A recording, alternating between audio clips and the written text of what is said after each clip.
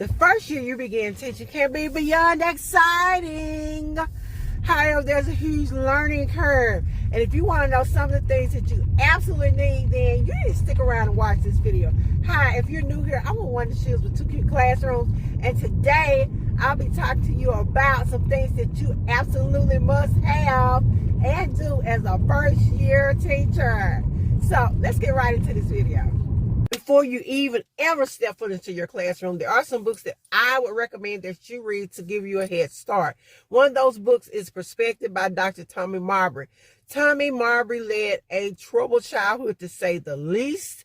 He got into a lot of trouble. He was expelled from schools. He was breaking in the house. He was doing all of these terrible things. But he finally met someone that helped him see the light.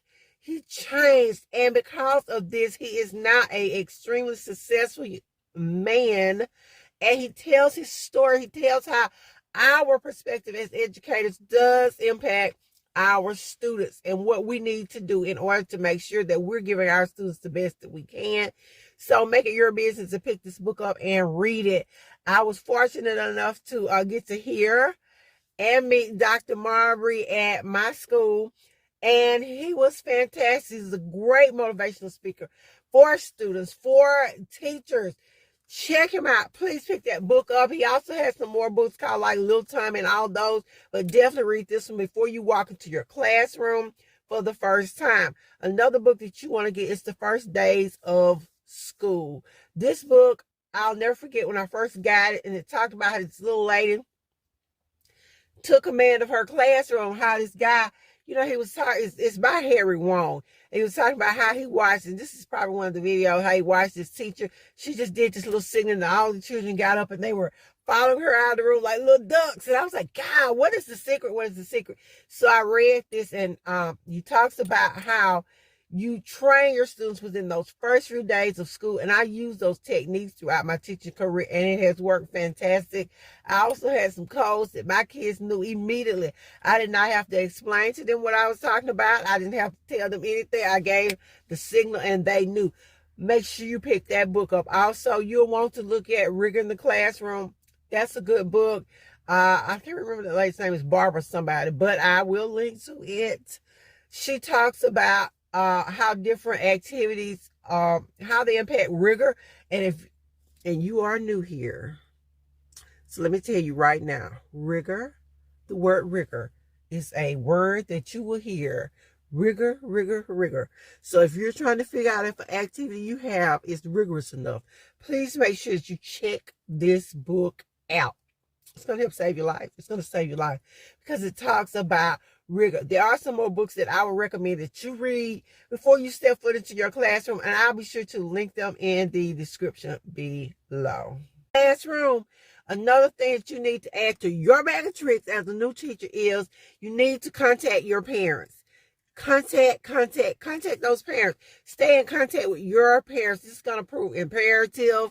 It will keep you out of a lot of trouble because once you're contacting these parents and you're documenting that you're contacting these parents, you will be able to cover yourself. Let's talk about covering yourself first. Always document when you talk to parents. Document what you said, what they said, the response, who you talk to in the time of day. This way you can stay out of trouble. And I'm not saying all contact has to be bad. All parental contact shouldn't be bad.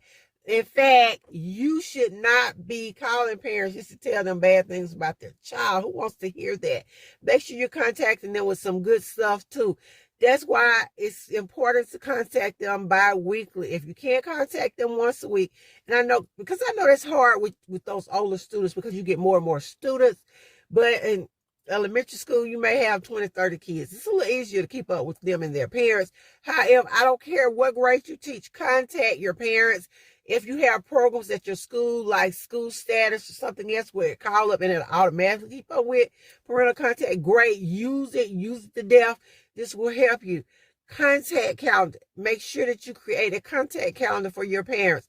This way you can keep up with what parents you have contacted and what parents you have not contacted. And you'll make sure that you're rotating through that list on a regular basis. I don't care how you keep it. This can be a digital calendar, or this can be an actual physical calendar where you write this out. Whatever your form of contacting them and keeping up with them is, be sure that you use it. Have to share. I received contact this week from my son's parent, not parent, from his teacher, because I'm the parent, but I received contact from my son's teacher this week, and it was really nice. She was calling to tell me how wonderful my child was and how he follows the direction, and he was basically a team player. He was a pleasure to have in class. I was glad to hear that, because even as an educator myself and a mom, I do get annoyed sometimes when I keep getting these little dings from the school and they're not talking about anything except fundraisers or can you get your child to sit down in class? And I'm thinking, this is a classmate management issue, because my child is, he's not that bad. He's not a bad kid. So make sure that you're contacting your parents. I have parents that I still talk to and stay in contact with right now, and their child is grown and adult working, and they're out somewhere.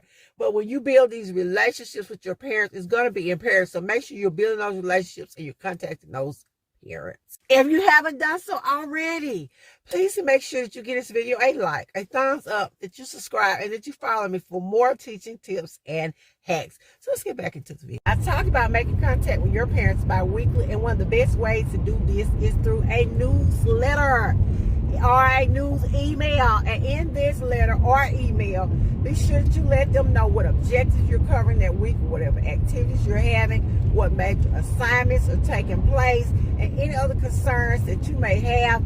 In that newsletter, be sure that you include any upcoming events. Be sure that you tell your parents what skills or competencies you're working on. You have major projects coming up.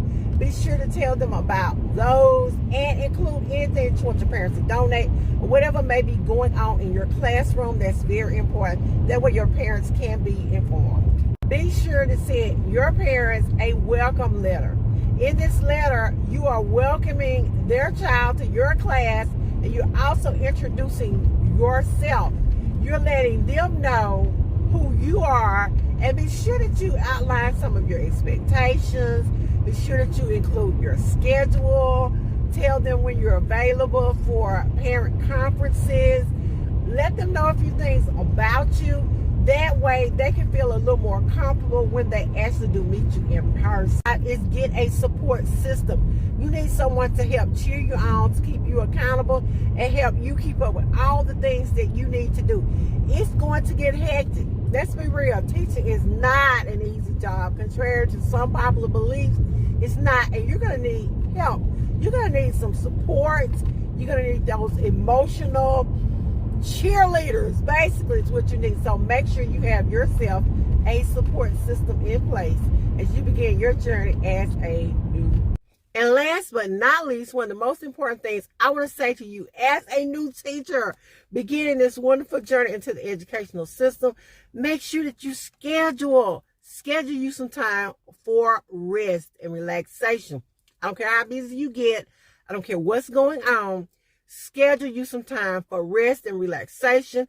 Make your family a priority. Set time aside for yourself. And I'm going to give you the best piece of advice I can ever give you, and that's don't take that work home. I did it for about 20 years before the light really came on. Don't take that work home with you. Be sure that you leave those papers on that desk and go home. There'll be time to do them later. Every blue moon, make an exception, but don't do it. Don't do it. You'll regret it. You'll miss those years and that time that you lose from your family and your friends and the activities that you love and enjoy. No, don't spend your Christmases doing paperwork. Don't spend your spring break doing paperwork. Don't do it.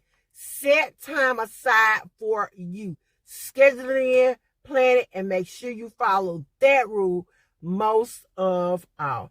And happy teaching. I'll see you guys in the next